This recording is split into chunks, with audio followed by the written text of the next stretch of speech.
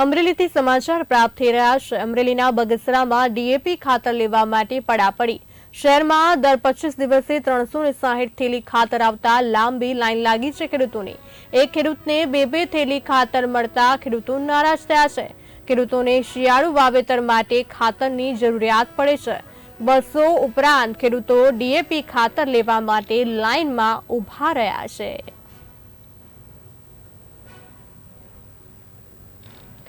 અમરેલીના બગસરામાં ડીએપી ખાતર લેવા માટે પડાપડી છે ખેડૂતોની। ખાતર લેવા માટે ખેડૂતો લાંબી લાઈનમાં ઊભા છે। શહેરમાં દર 25 દિવસે 360 થેલી ખાતર આવતા લાઈન લાગી છે। ખેડૂતને બે થેલી ખાતર મળતા ખેડૂતો નારાજ દેખાઈ રહ્યા છે।